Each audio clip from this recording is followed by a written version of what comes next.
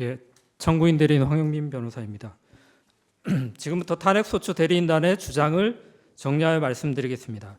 탄핵소추 사유의 유형별 쟁점 5개 중 첫 번째 비상계엄 선포 행위의 위헌성 쟁점에 대해서는 지난 6차 변론기일에서 그리고 앞서 드렸던 제출 서면에서 이 사건 비상계엄 선포 행위가 헌법 제77조와 계엄법에서 정한 실체적 절차적 요건을 전혀 갖추지 못하였다는 점에 대해서 상세히 말씀드린 바가 있습니다. 오늘 변론기일에서는 나머지 4개 유형별 쟁점과 헌법 위반의 중대성 등에 대한 주장을 요약하여 말씀드리겠습니다. 먼저 제가 국회 침탈 및 무력화 시도의 위법성 쟁점에 관한 주장을 요약하여 말씀드리겠습니다. 목차는 다음과 같습니다. 비상계엄 선포 당시 국회 침탈 행위에 대한 개요입니다. 피청구인은 비상계엄 선포 후 국회 군병력과 경찰 합계 약 2,466명을 투입하여 국회의원들의 출입을 통제하였고 군병력을 국회의사당 본관에 침입시켰습니다. 또한 국회의장 등 주요 정치인에 대한 체포 구금을 지시하였습니다. 이는 단기적으로는 국회 비상계엄 해제 요구 결의를 막고 장기적으로는 국회의 일체 정치활동을 금지할 의도였습니다. 그럼에도 피청구인은 군대와 경찰을 통한 국회 침탈 행위에 대해 질서유지 목적이었다라고 강변하고 있습니다. 그러나 피청구인은 여전히 국회 외곽이 아닌 국회 경내 및 본관에 병력을 투입한 행위의 위헌성을 전혀 인식하지 못하고 있고 아무런 합리적인 이유도 설명하지 못하고 있습니다. 또한 홍장호 국정원 1차장, 여인영 방첩사령관, 조지호 경찰청장의 진술에도 불구하고 국회의장 그리고 여야 정당 대표 등에 대한 체포 구금 계획 자체를 부인하고 있습니다. 먼저 국회의 기능 무력화를 위해 국회 군대를 침입시킨 행위의 위헌 위법성 부분입니다. 첫째, 헌법 제77조 제3항 위반입니다. 헌법 제77조 제3항은 비상계엄 선포 시 정부나 법원의 권한에 관하여만 특별한 조치가 가능하다라고 규정하고 있습니다. 이에 따라 계엄법 제7조 1항도 계엄사령관은 행정사무 그리고 사법사무만 관할하도록 규정하고 있습니다. 즉 1987년 6월 민주항쟁 후에 현행 헌법은 대통령의 국회 해산권을 삭제하였고 비상계엄 선포 시에도 국회의 권한 제한과 침해 조치는 어떠한 경우에도 절대 불가하다는 내용을 명시하였습니다. 결국 피청구인의 군대 투입 행위는 헌법 제77조 제3항을 위반하여 국회 권한을 침해한 위헌적 행위입니다. 둘째, 헌법 제77조 제5항 위반입니다. 헌법 제77조 제5항은 국회 제적의원 과반수가 계엄 해제를 요구할 경우 대통령은 계엄을 해제하여야 한다는 의무를 규정하고 있습니다. 비상계엄은 국민의 기본권을 필연적으로 심각하게 제약하므로 국민의 의사를 대표하는 국회에 국민의 기본권 회복과 헌정질서 파괴 위험을 통제할 권한을 일임한 것입니다. 즉 국회 계엄 해제 요구권은 대통령의 비상계엄 선포권 행사에 대한 유일한 외부적 통제 수단입니다. 그러나 피청구인은 군 병력과 경찰력으로 국회의원 소집을 물리적으로 봉쇄하고 국회 본관을 침입하였으며 국회의원을 강제로 끌어내려고 하였습니다. 이는 헌법 제77조 제5항을 위반하여 국회 계엄 해제 요구권을 침해한 위헌적 행위입니다. 셋째, 헌법상 기본 원칙 위반입니다.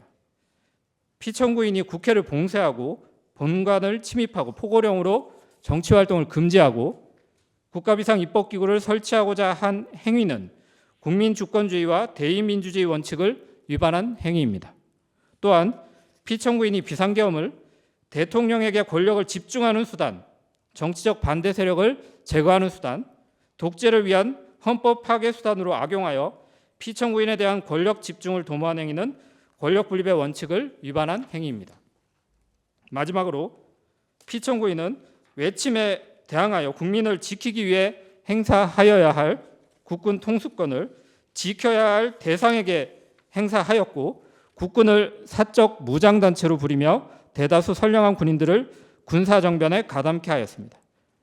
이는 헌법 제74조 제1항을 위반한 위헌적인 국군 통수권 행사이고 헌법 제5조 2항에 따른 국군의 정치적 중립성을 훼손한 반헌법적 행위라 할 것입니다. 다음으로 국회 봉쇄 행위 등에 대한 피청구인의 주장에 대한 반박 부분입니다. 먼저 군대와 경찰 투입이 질서 유지 목적이었다는 주장에 대해 살펴보겠습니다. 피청구인은 국회 개헌군을 투입한 것은 발생할지 모르는 소란과 안전사고를 대비한 질서 유지 목적이었다고 주장합니다. 그러나 무엇보다 피청구인은 국회에 대한 개헌군 투입으로 국회 장악을 시도하였습니다.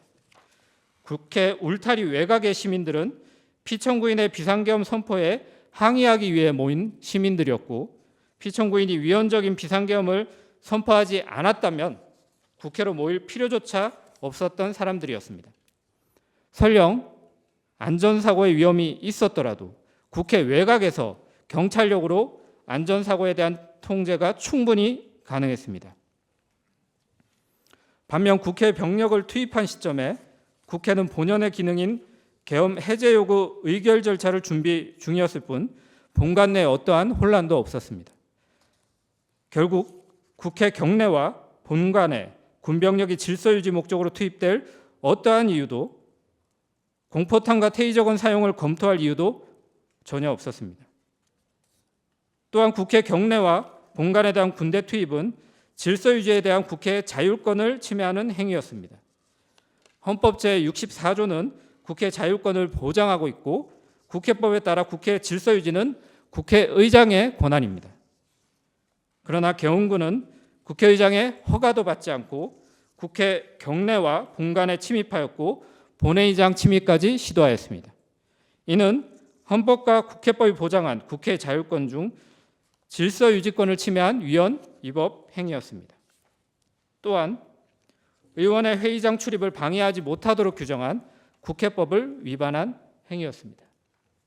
결국 피청구인의 주장은 계엄이 선포되면 대통령이 국회 임의로 군대를 침입시키는 행위도 가능하다는 주장에 불과합니다.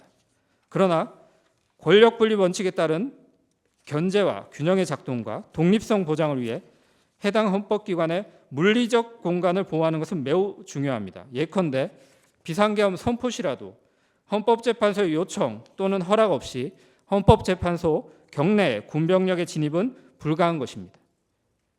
헌법기관인 국회 역시 마찬가지입니다. 특히 국회는 대통령의 비상계엄 선포권 행사의 유일한 외부적 통제기관입니다. 이에 비상계엄 선포 시 국회의 자율성, 독립성을 보호하는 것은 평상시보다 더욱 중요하고, 국회의 요청과 협력 없이 군병력을 국회에 투입하는 행위는 절대 있어서는 안 되는 반헌법적 행위입니다. 다음으로 계엄 해제 요구 의결을 막기 위하여 국회를 봉쇄한 것이 아니다라는 피청구인의 주장에 대해 살펴보겠습니다. 피청구인은 국회에 계엄군을 투입한 것은 국회의 계엄 해제 요구 의결을 막기 위한 목적은 아니었다라고 주장합니다. 그러나 피청구인의 주장은 다음과 같은 이유로 전혀 근거가 없습니다. 첫째, 비상계엄 선포 직후 경찰은 국회 외곽을 봉쇄하고 국회의원의 출입을 막았으며 피청구인은 포고령에 따라 국회의원을 체포할 것을 지시하였습니다. 계엄 선포 3시간 전 피청구인은 경찰청장, 서울경찰청장과 안가에서 해동하여 경찰력 투입을 지시하였습니다. 비상계엄 선포 직후 국회 주변에 경찰 배치가 시작되었고 22시 48분경부터 국회의원을 포함한 모든 출입자의 국회 출입이 전면 통제되었습니다.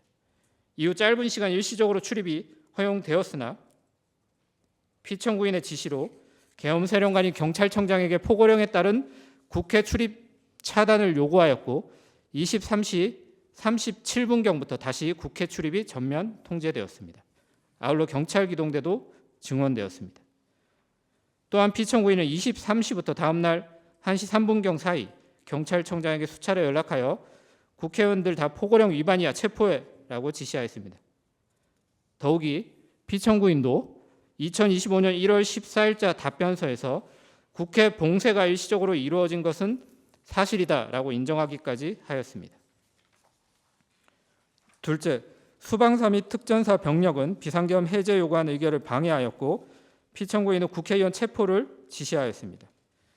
피청구인은 2024년 3월 말 4월 초경을 시작으로 국방부 장관과 함께 수방사령관, 특전사령관, 방척사령관 등 계엄군 핵심 인사들과 수차례 회동을 하였습니다.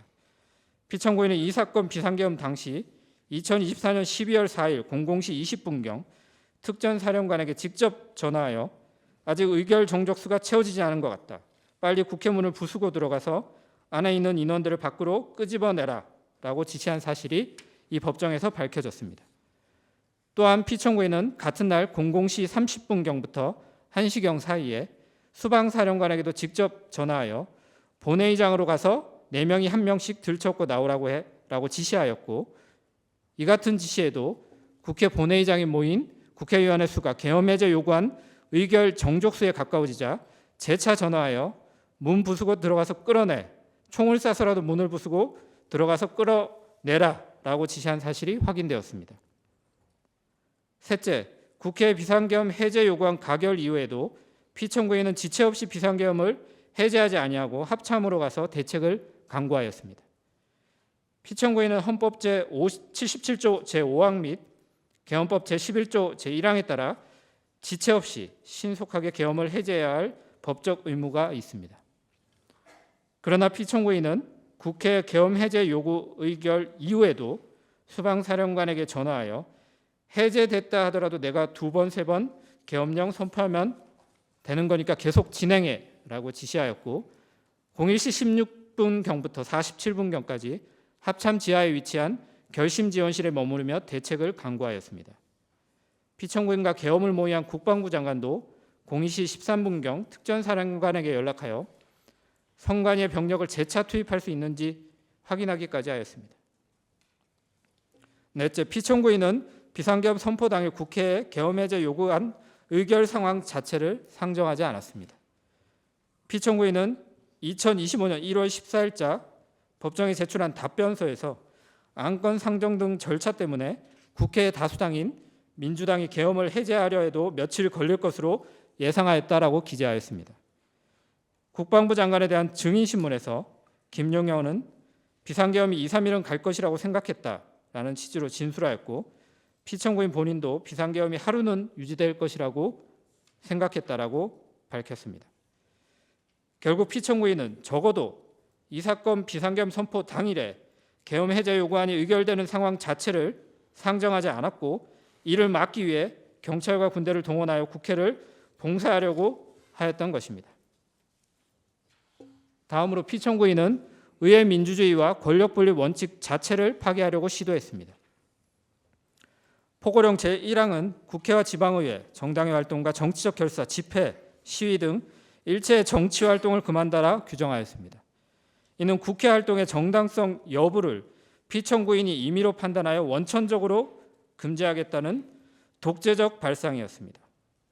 또한 피청구인은 기획재정부 장관에게 지시 문건을 주고 국회 관련 자금 완전 차단, 국가비상 입법기구 관련 예산 편성을 지시하였습니다.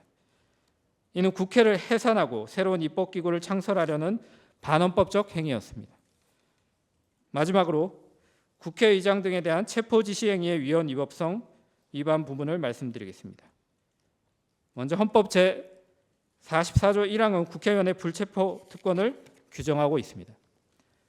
또한 계엄법 제13조는 계엄 선포 중인 경우 국회의원은 회기 중이 아니더라도 현행 범위인 경우를 제외하고는 어떠한 경우에도 체포 또는 구금되지 아니하도록 규정하고 있습니다. 즉 헌법에서 정한 일반적인 불체포 특권보다 더욱 강화된 특권을 계엄법에서 인정하고 있습니다. 이와 같은 규정의 취지는 계엄을 지속하기 위한 목적으로 국회의 기능을 마비시키려 하는 어떠한 의도도 원천 배제하기 위한 헌법적 결단이라고 할 것입니다. 그러나 피청구인은 주요 정치인에 대한 체포를 지시하였고, 이는 국회의원의 불체포 특권을 침해하는 행위일 뿐 아니라 체포 대상인 국회의장, 여야 정당 대표 등은 국회 계엄 해제 요구 의결 절차에 관련된 핵심적 인사들임을 고려할 때 국회 계엄 해제 요구 의결을 막을 의도였음이 분명하다 할 것입니다. 한편 피청구인은 해당 명단자들에 대한 체포 관련 지시는 단순히 요인들에 대한 동정을 살피라는 지시였다는 취지로 주장하고 있습니다. 그러나 국방부 장관 김용현은 포고령 위반 우려 대상자를 방첩사령관에게 알려주었다는 점을 인정하였고, 국회의장 우원식 그리고 여야 정당의 대표인 이재명, 한동훈 등 3명을 우선 체포하라고 지시하였습니다. 또한 포고령 발령 전부터 체포조가 운영되었고 해당 체포조는 계엄해제 요구 의결을 포고령 제1항에서 금지한 정치활동으로 간주하여 체포할 목적이었습니다. 이와 같은 피청구인의 행위는 1980년 5월 17일 비상계엄 전국 확대 상황에서의 신군부 행위와 매우 유사합니다. 1980년 5월 16일 오후 신군부는 미리 검거 대상자 명단을 배포하였고 5월 18일 01시경 모든 정치활동과 정치적 발언을 금지하는 계엄포고 제10호를 발령하였으며 국회의원들의 국회의사당, 정당 당사 출입을 통제하고 검거 대상자로 지목된 여러 국회의원들을 체포하였습니다. 이런 신군부의 만행은 대법원에서는 내란죄로, 헌법재판소에서는 위헌적 행위로 인정되었고 피청구인이 국회의장과 여야 정당 대표 등에 대해 체포 구금을 지시한 행위도 마찬가지로 판단될 것입니다. 결론입니다. 4년 전 미국 국회의사당 난입 사건에 대해 버락 오바마 전 대통령은 역사는 합법적인 선거 결과에 대해 끝도 없이 거짓말을 계속했던 현직 대통령에 의해 선동된 오늘의 폭력을 우리나라에 대한 매우 큰 불명예와 수치의 순간을 기억할 것이다라고 지적하였습니다. 이상과 같이 말씀드린 피청구인의 반헌법적 행위, 특히 국회 계엄 해제 요구를 막고 국회를 실질적으로 해산하려 한 행위는 우리 민주주의 역사상 어쩌면 가장 큰 불명예와 수치의 순간으로, 또한 음모론적 부정선거 의혹에 빠진 피청구 현직 대통령에 의한 폭력의 순간으로 기억될 것입니다.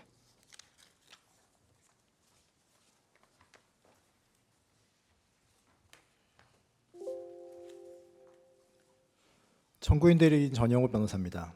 중앙선관위 침탈 등 나머지 쟁점에 대해서 말씀드리겠습니다. 목차는 다음과 같습니다. 먼저 피청구인의 중앙선관위 침탈 행위의 위헌성에 대해 말씀드리겠습니다. 피청구인은 비상계엄 선포 직후 정보사령부대원 10명을 중앙선관위 과천청사에 진입시켰고 그 이후 경찰 115명을 동원하여 청사를 봉쇄하고 특전사 138명을 추가로 진입시켰습니다. 선관위에 침입한 계엄군은 당직자 등의 휴대전화를 압수하고 당직실에 가두는 등 행동을 통제하였고 전산실을 장악하여 서버를 압수수색하였습니다. 또한 경찰 111명, 특전사 133명을 동원하여 선거연수원을 봉쇄하고 공수특전단 140명으로 중앙선관위 관악청사를 점거하였습니다. 이들은 알루미늄 야구방망이, 케이블 타이, 복면, 밧줄 등을 준비하여 선관위 직원을 체포할 계획까지 세웠습니다. 대의민주주의에서 선거제도는 국민주권, 민주주의 실현을 위한 필수적 제도입니다. 이런 선거가 형식적인 것으로 전락하는 것을 방지하기 위해서는 선거의 공정한 관리가 필수적입니다. 과거 이승만 정권 시절 행정부의 선거 개입으로 촉발된 4.19 혁명은 민주주의에 대한 국민적 열망의 분출이었습니다. 그리고 이를 계기로 3차 개정헌법에서 선관위는 독립된 헌법기관으로 격상되었습니다. 많은 나라에서 선거관리기구는 법률상 기관입니다. 이에 비해 우리 헌법이 선관위를 헌법기관으로 규정한 것은 그만큼 독립성을 철저히 보장하려고 한 헌법적 결단입니다. 이승만 정권에 의해서 알 수 있듯이 선거 공정성 침해의 가장 큰 위험 요인은 행정부입니다. 이에 헌법은 행정부의 선거 간섭을 배제하고 견제할 권한을 독립된 헌법기관인 선관위에 부여하고 있습니다. 즉, 선관위는 헌법기관 간 기능적 권력 통제 장치이기도 합니다. 이처럼 선관위는 실질적 민주주의 실현을 위한 기관이자 기능적 권력 통제 장치로서의 이중적 의미를 가지는 독립된 헌법기관이므로 그 독립성은 법률로도 배제할 수 없습니다. 그런 기능을 임의로 정지시키는 것은 국민주권주의, 대의민주주의, 권력분립의 원칙에 위반되는 것입니다. 그럼에도 불구하고 피청구인은 병력으로 선관위를 장악하고 그 기능을 마비시켰습니다. 이는 독립된 선거관리 기능을 침해한 것을 넘어 대의민주주의 실현을 위한 선거제도 자체를 침해한 행위입니다. 또한 헌법기관의 독립성, 자율성을 보장하기 위해서 그 기관의 물리적 공간을 보호하는 것은 가장 기초이자 필수입니다. 물리적 영역의 독립성이 보장되지 않는 이상 그 기관의 기능적 독립성도 담보될 수 없습니다. 대통령이 보낸 계엄군이 감시하는 상황을 상상해 보면 이런 감시 상황에서 대통령의 선거 관여 행위를 감시, 단속한다는 것은 불가능한 일입니다. 즉, 선관위의 물리적 영역 안에 계엄군이 침입했다는 것 자체로 선관위의 독립성과 공정성은 이미 침해된 것입니다. 나아가 헌법 제77조 3항은 계엄 시 특별한 조치를 할 수 있는 대상으로 행정사무와 사법사무만을 명시하고 있습니다. 그런데 헌법재판소는 이미 우리 헌법은 공정한 선거관리를 위하여 선거관리 사무를 일반 행정사무로부터 분리해서 독립된 사무로 규정하였다라고 선언한 바 있습니다. 따라서 계엄하에서도 선관위의 선거관리 사무에 대한 압수수색 등 특별한 조치를 하는 것은 헌법 77조 3항에 위반되는 행위입니다. 선관위에 대한 압수수색은 영장주의 원칙에도 위반됩니다. 비상계엄 시 영장주의에 대해 특별한 조치를 할 수 있기는 하나 이 조치는 계엄사령관이 공고한 범위에 한정됩니다. 그런데 이번에 선관위에 대한 압수수색은 계엄사령관에 의한 포고령이 공고되기도 전에 이루어졌습니다. 따라서 압수수색을 하려면 원칙으로 돌아가 영장을 받아 진행했어야 합니다. 또한 압수수색의 대상은 선거인 명부, 선거관리 시스템 등 비밀로 유지되는 핵심 정보였습니다. 이런 정보가 함부로 유출된다는 것은 선거 결과가 왜곡될 가능성과 직결됩니다. 따라서 이런 핵심 정보는 설사 계엄하에서도 반드시 법관의 심사를 거친 영장에 의해서 압수수색이 이루어져야 합니다. 그럼에도 불구하고 피청구인은 영장 없이 계엄군을 임의로 침입시켜 가장 핵심적인 정보까지 들여다보려 하였습니다. 피청구인은 투입된 계엄군을 이용해 선관위 직원들의 휴대전화를 압수하고 이들을 감금하기까지 하였습니다. 이런 행위가 영장주의에 위반되고 직원들의 신체의 자유, 통신의 자유를 침해하는 행위임은 명백합니다.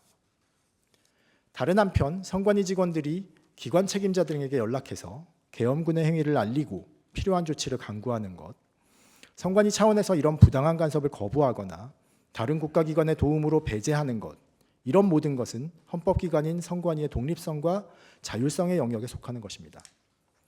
그런데 피청구인은 선관위 직원들의 연락과 통신 수단을 모두 차단하여 선관위가 외부의 간섭을 배제할 기회조차 없애고 말았습니다. 이런 행위는 선관위의 독립성과 자율성을 침해한 것일 뿐만 아니라 피청구인의 선관위 장악의 의도를 여실히 보여주는 것입니다. 이런 위헌적 행위에 대해서 피청구인은 단순한 스크리닝 목적이었다라고 변명하고 있습니다. 하지만 단순 점검의 목적이었다면 계엄을 선포하자마자 영장주의를 모두 무시하면서까지 선관위에 계엄군을 투입할 이유가 없습니다. 경찰, 검찰을 동원해 수사를 하고 법원의 재판을 통해 의혹을 밝히면 될 일이고 2023년에 실시한 것처럼 국정원을 통해 시스템을 점검하면 될 일입니다. 피청구인의 진정한 목적은 이 사건 비상계엄을 함께 계획하고 실행했던 김용현의 진술을 통해 확인할 수 있습니다. 김용현은 지난 증인신문에서 이렇게 진술했습니다. 피청구인이 부정선거에 대한 증거가 너무 많다는 말을 했다. 공식적으로 부정선거를 말할 수 없어서 의혹을 해소하려면 실체 확인이 필요하다. 이를 보면 선관위 침탈의 첫 번째 목적은 부정선거에 대한 피청구인 개인의 의혹을 해소하려는 것이었습니다. 하지만 개인적 의혹을 밝혀보겠다고 계엄을 선포하고 병력까지 동원해서 헌법기관인 선관위를 침탈하는 행위는 어떤 이유에서도 정당화될 수 없습니다. 또한 김용현은 여인영에게 조만간 계엄을 하는 것으로 대통령이 결정하실 거다. 부정선거의 증거를 밝혀내면 국민들도 찬성할 것이다. 계엄령을 발령해서 국회를 확보하고 선관위의 전산자료를 확보해서 부정선거의 증거를 찾아야 한다라고도 말한 바 있습니다. 이를 보면 선관위 침탈은 요건을 전혀 충족시키지 못한 이 사건 비상계엄의 명분 확보 목적도 있었던 것으로 보입니다. 하지만 계엄을 먼저 선포하고 그 명분은 나중에 확보하겠다는 말 자체로 이 사건 비상계엄이 명분 없는 위헌적인 사실이 확인될 뿐입니다. 더 나아가 피청구인 등에게는 비상계엄의 명분 확보가 중요했기 때문에 부정선거 증거를 찾지 못할 경우 허위 증거를 만들어내었을 가능성도 배제할 수 없습니다. 특히 야구방망이까지 동원한 선관위 직원들의 체포 구금 계획을 감안하면 허위의 진술 증거까지 만들 계획이었던 것으로 보입니다. 이처럼 계엄군을 동원해서 선관위를 침탈하고 압수수색한 행위는 선관위의 독립성과 자율성을 침해하고 선거제도의 공정성을 해하려 한 위헌적 행위입니다. 다음으로는 포고령 제1호의 위헌성에 대해서 말씀드리겠습니다. 포고령 1항은 국회, 지방의회 등 일체의 정치활동을 금지하고 있습니다. 이는 국민과 정당의 정치활동의 자유를 본질적으로 침해하는 것이고 입법활동을 비롯한 정치활동을 그 개념적 기초로 하는 국회의 기능을 정지시키려고 한 것이며 지방자치제도의 근본을 회수하는 내용입니다. 2항은 가짜뉴스, 여론조작 등을 금지하고 3항은 모든 언론 출판을 계엄사 통제 하에 두겠다는 것입니다. 이는 계엄사가 우리 헌법상 허용되지 않는 검열을 하겠다는 것이며 언론 출판의 자유를 전면적으로 박탈하겠다는 것입니다. 4항은 파업 등 근로자의 집회행위를 금지하는 것으로 단체행동권 등 근로 3권을 박탈하는 내용이고 5항은 의료인의 현장 복귀를 강요하는 것으로 직업의 자유를 침해하는 내용입니다. 그런데 포고령의 내용은 단지 국민의 기본권을 침해하는 데 그치지 않습니다. 1항은 국회의 정치활동을 금지해서 국회의 비상계엄 통제 권한을 무력화하겠다는 것이었고 국민의 정치활동을 일체 금지해서 계엄에 반대하는 저항권을 박탈하려는 의도입니다. 2항과 3항은 모든 언론 출판을 계엄사가 통제해서 비상계엄 및 피청구인에게 반대하는 의사표현을 원천 차단하겠다는 목적입니다. 4항은 조직적으로 저항이 가능한 노조활동을 차단하겠다는 것이며 5항은 피청구인의 의료정책에 반대하는 의료인을 적으로 규정하고 말을 듣지 않으면 처단하겠다고 하는 것입니다. 결국 포고령은 피청구인에게 반대하는 국민을 적으로 규정하겠다는 것이며 위헌 위법한 이 사건 비상계엄에 대한 반대를 군대를 이용해 억누르고 국회의 비상계엄 해제 요구를 의결을 막아서 비상계엄을 장기간 유지하겠다는 독재적 발상이 담겨 있습니다. 피청구인은 포고령이 상위법규에도 위배되고 내용도 구체적이지 않아서 집행 가능성이 없었다고 주장하고 있습니다. 하지만 비상계엄을 함께 계획한 김용현은 포고령이 당연히 효력이 있고 집행을 하려고 했다고 진술했습니다. 그리고 김용현은 실제로 박주민, 이재명 의원 등을 포고령 위반으로 고발하기도 했습니다. 피청구인 역시 경찰청장 조지호에게 6번이나 전화를 해서 국회에 들어가려는 국회의원들은 포고령 위반이니 전부 체포하라고 지시를 했습니다. 그리고 조지호 역시 포고령이 발령되자 포고령에 근거해서 국회의원들의 국회 출입을 금지했습니다. 실제로 포고령은 집행된 것입니다. 이처럼 포고령 제1호는 국민의 기본권을 심각하게 침해하는 것이고 계엄에 대한 반대를 막아 독재를 하려는 위헌적 발상에서 발령되어 실제 집행에까지 이르렀습니다. 다음으로 전현직 법관들에 대한 체포 지시의 위헌성에 대해 말씀드리겠습니다. 사법권의 독립은 공정한 재판권 행사의 전제로서 법치주의 실현을 위한 것입니다. 특히 법관의 신분 보장은 사법권의 독립을 보장하기 위한 필수 요소입니다. 만일 법관이 자신이 선고한 판결을 이유로 처벌을 받게 된다면 법관의 양심에 따른 판결은 기대할 수 없습니다. 이 사건 비상계엄을 선포하면서 피청구인은 체포 명단을 작성하고 요인들 체포를 시도하였는데 그 명단 중에는 김명수 전 대법원장, 권순일 전 대법관, 그리고 김동연 판사가 포함되어 있었습니다. 이 3명의 전현직 법관들은 모두 이재명 민주당 대표 관련 사건에서 무죄를 선고했던 법관들이었습니다. 이를 보면 피청구인은 자신의 정치적 경쟁자를 제거하는 데 방해가 되었던 법관들을 체포하려 하였던 것이고, 즉 사적인 복수를 계획했던 것으로 보입니다. 법관들이 법적 지식과 양심에 따라서 객관적으로 선고한 판결을 받아들이지 않고 체포 구금하려 한 것은 그 자체로 재판의 독립을 해친 것이고, 만약 실제로 체포 구금되었다면 이를 본 모든 법관들은 판결을 내림에 있어서 정권의 눈치를 보게 되었을 것입니다. 그리고 이것은 결국 사법권의 독립마저 해하는 행위입니다. 현행헌법은 쿠데타와 계엄을 통해 권력을 잡은 독재 군정을 종식시키고 민주주의의 열망 속에서 탄생했습니다. 그런데 피청구인은 지난 40여 년간 우리 국민이 쌓아온 민주적 기본 질서에 다시 군대의 총칼을 들이대었고, 그것이 이번 사건의 본질입니다.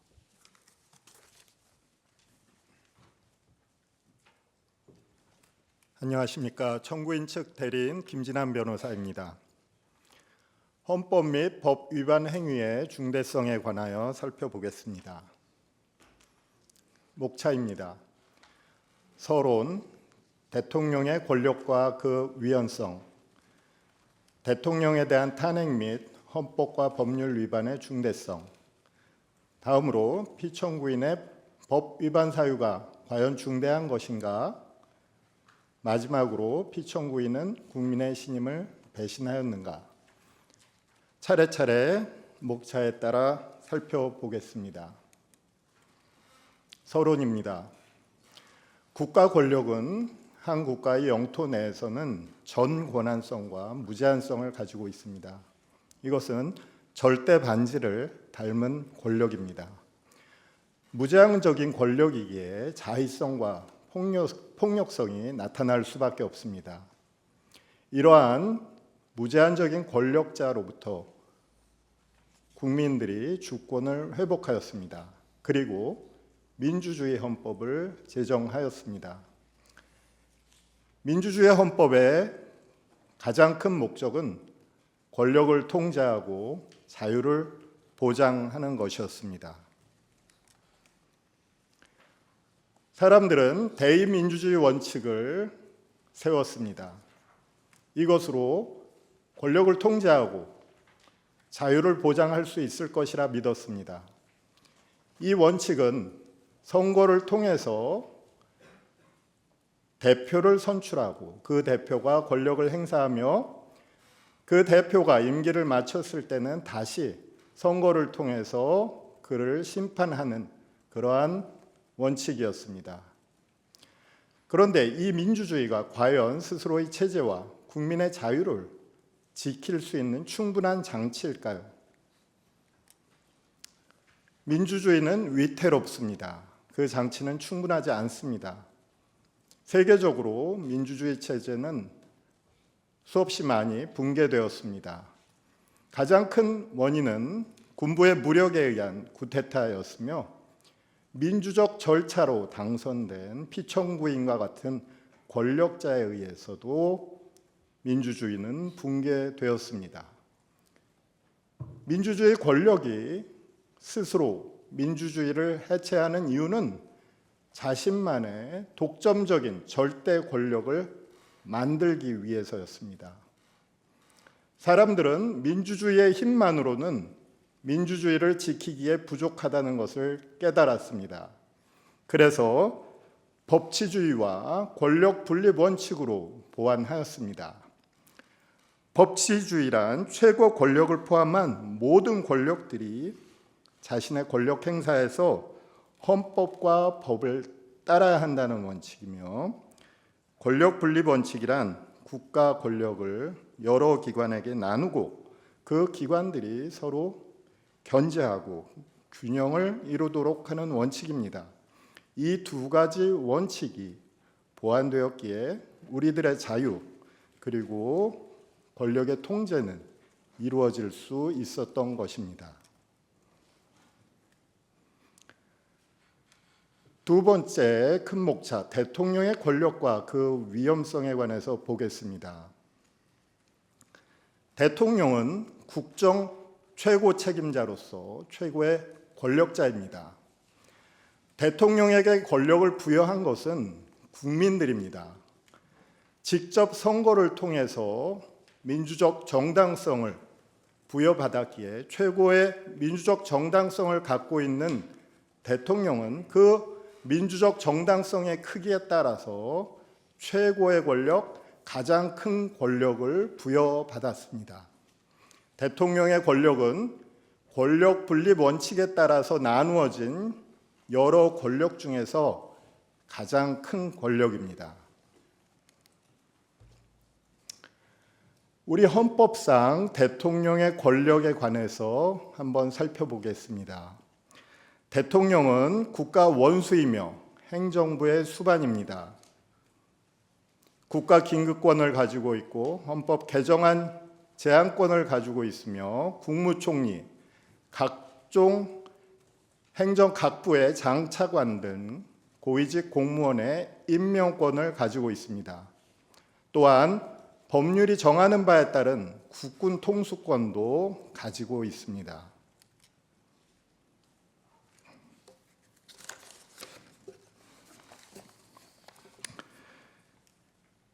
대통령은 최고의 민주적 정당성을 갖는 가장 큰 1인 권력 소유자입니다.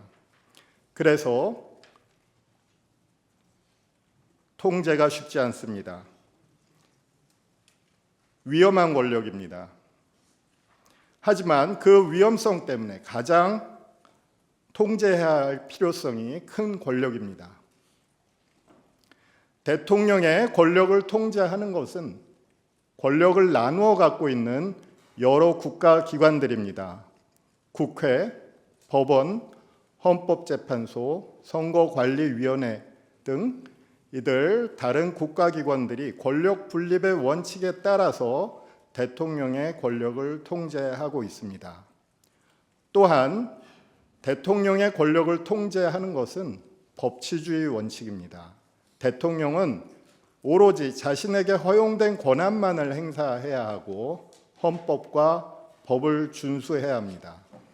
헌법과 법률에 정해져 있는 권한 행사의 절차와 요건을 준수해야 하는 것입니다. 이러한 최고의 권력을 갖고 있는 대통령이 만약 그 권력을 헌법을 파괴하는 데 사용할 경우 과연 우리는 우리의 헌법은 스스로를 보호할 수단을 갖고 있을까요? 최고 권력자인 대통령은 비상계엄 선포권, 국군 통수권 등 민주주의 자체를 붕괴시킬 수 있는 법적 힘, 물리적 힘을 보유하고 있습니다. 이때 헌법은 스스로를 보호할 수단을 많이 갖고 있지는 못합니다. 거의 유일한 수단이 탄핵 심판 제도라고 할 것입니다. 탄핵 심판 제도는 가장 큰 민주적 정당성을 갖고 있는 가장 최고의 권력자도 헌법과 법률을 준수하지 않을 때 그 직위에서 파면된다고 하는 그러한 제도입니다. 이것은 누구도 법 위에 있지 않다는 법치주의 원칙을 구현하는 제도이며 여러 기관의 판단이 결합된 결정으로 내려질 때는 최고 권력을 통제할 수 있다는 권력 분립 원칙에 따른 통제 제도입니다. 세 번째 항목으로 대통령에 대한 탄핵 및 헌법과 법률 위반의 중대성에 관해서 보겠습니다. 대통령에 대한 탄핵, 즉 파면 결정은 여러 가지 헌정 질서의 부정적 효과를 나타내는 게 사실입니다. 첫 번째로 대통령은 국민이 선거를 통해서 민주적 정당성을 부여한 기관입니다. 이 대통령을 파면한다면 민주주의 원칙과 충돌하는 문제가 발생합니다. 또한 대통령은 국정 최고 책임자로서 대통령이 파면되었을 경우에는 직무 수행의 단절 그리고 국정 공백에 문제가 발생할 수 있습니다. 또한 대통령의 지지 세력과 반대 세력 간의 의견 대립으로 인해서 국민 통합의 문제가 발생하고 정치적 혼란도 발생할 수 있습니다.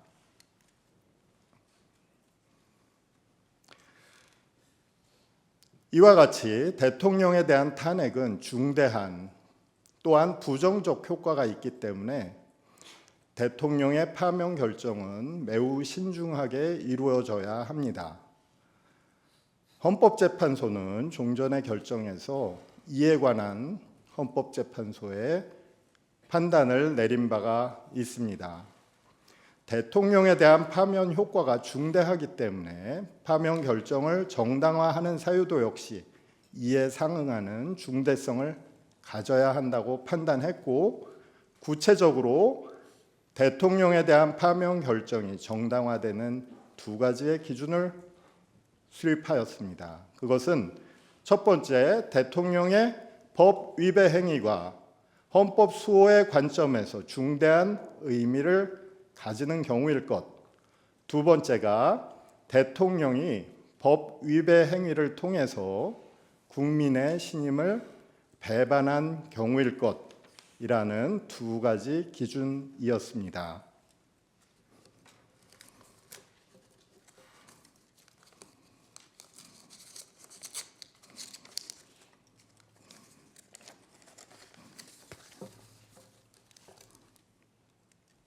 자, 피청구인의 법 위반 사유가 과연 그와 같은 탄핵 기준에 따라 탄핵될 충분한 사유인가에 관해서 살펴보겠습니다. 우선 첫 번째 기준입니다. 피청구인의 법 위반 사유가 중대한 것인가? 앞서 발표에서 여러 법 위반 행위에 관한 상세한 내용을 이미 살펴보았기 때문에 이곳에서는 가장 심각한 법 위반 행위 두 가지만 살펴보겠습니다. 첫 번째가 비상계엄 선포 행위와 국회 침입 행위입니다. 헌법상 요건과 절차에 맞지 않는 비상계엄 선포는 그 자체로 헌법의 명문 규정에 위반하는 권한 행사입니다. 계엄 선포는 가장 위험한 국가 긴급권입니다. 국가 비상사태라는 상황에 맞지 않는 비상계엄 선포는 독재 정치이며 군정 통치의 선언입니다. 이와 같은 상황에 맞지 않는 비상계엄 선포만으로도 파면을 정당화시킬 수 있는 중대한 위헌 행위라고 할 것입니다. 다음으로 국회 침탈 행위입니다. 피청구인은 군 병력으로 하여금 국민의 대의기관인 국회에 침입하도록 하였습니다.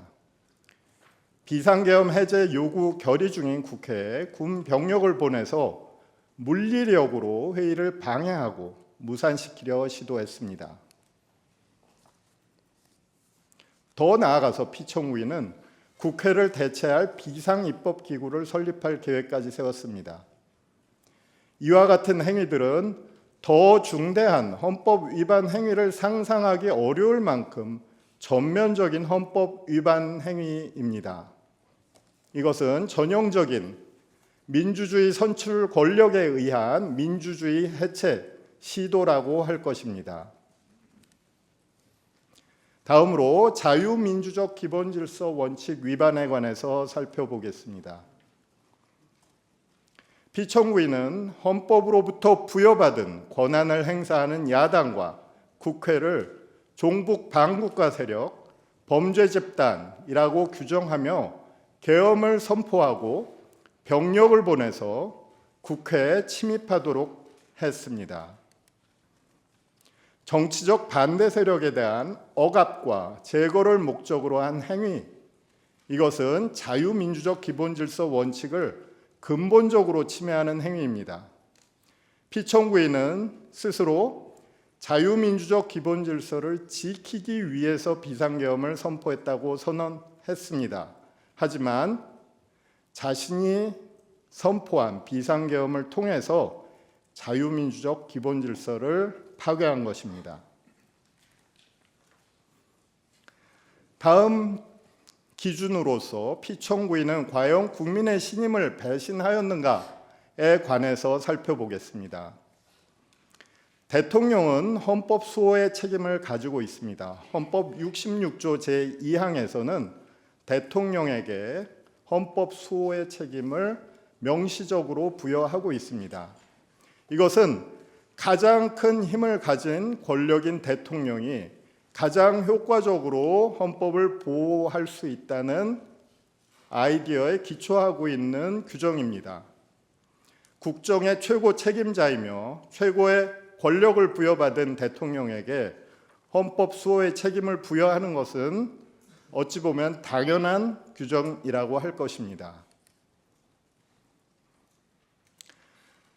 그런데 만약 이와 같은 헌법 수호 책임을 부여받은 대통령이 그 책임을 이행하지 않는다면, 그리고 이행하지 않는 것을 넘어서 중대한 헌법 위반 행위까지 나아간다면 그것은 자신에게 부여된 신뢰에 대한, 국민들의 신뢰에 대한 중대한 배신 행위라고 할 것입니다. 대통령이 헌법 수호의 책임을 거역하는 것은 그 결과가 중대합니다. 대통령은 가장 큰 권력이기에 그의 헌정질서 위반 행위에 대해서 헌법의 방어 수단이 작동하기 어렵기 때문입니다. 피청구인은 요건과 절차에 전혀 맞지 않는 계엄 선포 행위를 했고 국회의 계엄 해제 의결을 방해했습니다. 그 밖에도 일련의 중대한 헌법 위반 행위들을 저질렀습니다. 이것은 헌법 수호의 책임을 명백하게 저버리고 위반한 행위일 뿐 아니라 헌정 파괴 행위입니다. 이것은 국민의 신뢰를 중대하게 배신한 행위입니다. 그럼에도 피청구인은 자신의 비상계엄 선포가 아무런 피해도 주지 않은 계엄이라고 주장하고 있습니다. 피청구인의 비상계엄 선포 행위는 민주공화정의 계속성과 안정성에 심각한 위해를 끼친 헌정질서 파괴 행위였습니다. 피청구인의 아무런 피해도 주지 않은 계엄 주장은 헌법의 수호 의지를 전혀 찾아볼 수 없는 주장으로서 자신을 선출한 국민의 신뢰를 정면으로 배신하는 행위입니다. 피청구인은 반헌법적 주장과 위험성을 가지고 있습니다. 피청구인은 헌법을 준수하고 수호하겠다는 약속을 하고 취임했습니다. 그럼에도 불구하고 그 약속을 저버리고 반헌법적인 주장을 하고 있습니다. 피청구인은 자신에 대한 정치적 반대 세력을 반국가 세력이라고 비난하면서 비상계엄을 선포했으며 그 이후에도 지금까지 계속 반헌법적인 주장을 펼치고 있습니다. 예를 들어보겠습니다. 2025년 1월 1일 지지자들에게 보낸 편지에서 나라 안팎의 주권 침탈 세력과 반국가 세력의 준동으로 지금 대한민국이 위험합니다. 저는 여러분과 함께 이 나라를 지키기 위해 끝까지 싸울 것입니다. 라고 발표했습니다. 또한 같은 달 15일 체포 직후 국민께 드리는 글에서 우리나라 선거에서 부정선거의 증거는 너무나 많습니다. 선관위의 엉터리 시스템도 다 드러났습니다. 국민 여러분, 계엄은 범죄가 아닙니다. 국가 위기를 극복하기 위한 대통령의 권한 행사입니다. 라고 발표했습니다. 피청구인의 위험성입니다. 피청구인이 만일 다시 직무에 복귀할 경우는 우리 민주공화국에 중대한 위험이 발생합니다. 무엇보다도 먼저 피청구인은 자신의 정치적 욕망을 위해서 군통수권을 오용했습니다. 비상계엄 해제 요구 결의를 하는 국회에 그리고 헌법기관인 선거관리위원회에 군을 동원해서 침입하였습니다. 군통수권을 가지고 자신이 지휘하는 군을 권력의 도구, 헌정질서 파괴의 도구로 사용한 것입니다. 또한 피청구인은 비상계엄 선포가 대통령의 당연한 권한이라고 주장하고 있습니다. 이것은 피청구인이 권력을 행사할 때 헌법상 한계를 준수해야 한다는 당연한 원칙을 부정하고 있는 것입니다. 피청구인의 행위로 인해서 비상계엄 선포권은 과거 안전 울타리에 있던 것이 그 울타리를 뛰쳐나와 거리를 활보하고 있는 형국입니다. 피청구인이 직무에 복귀한다면 언제 다시 자신의 당연한 권한인 계엄 선포권을 행사할지 알 수 없습니다. 또한 피청구인은 사법기관들에 대한 공격과 파괴를 선동하는 발언을 했습니다. 최근 발생한 서울 서부지방법원에서 폭도들의 법원 파괴 만행도 피청구인의 이와 같은 선동하는 발언에 영향을 받은 바가 있습니다. 피청구인이 다시 직무에 복귀하게 된다면 자신의 권력을 동원해서 다른 국가기관, 다른 헌법기관을 공격할 가능성을 배제할 수 없습니다. 이처럼 피청구인의 반헌법적인 사고, 반헌법적인 주장, 그리고 반헌법적인 행위들은 국민 신임에 대한 배신 행위라고 하지 않을 수 없습니다.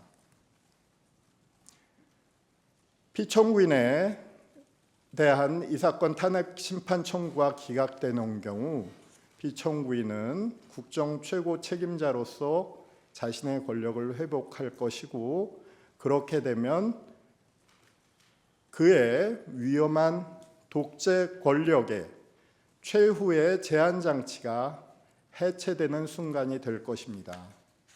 우리의 민주주의는 붕괴의 위험에 처하게 될 것입니다. 장래 권력자에 대한 헌법 보호 필요 차원에서도 우리는 피청구인의 신뢰 배신 행위, 중대한 헌법 위반 행위를 찾아볼 수 있습니다. 만일 피청구인과 같은 극단적 위헌 행위를 관용한다면 미래 독재자들은 자신의 독재 행위를 응원받고 또한 조장받을 것입니다. 따라서 미래 헌법 수호의 관점에서도 피청구인의 행위는 중대한 헌법 위반 행위며 국민의 신뢰에 대한 배신 행위인 것입니다. 결론입니다. 피청구인의 행위는 중대한 헌법 위반 행위이며 국민이 자신에게 부여한 신뢰를 배신하는 행위입니다.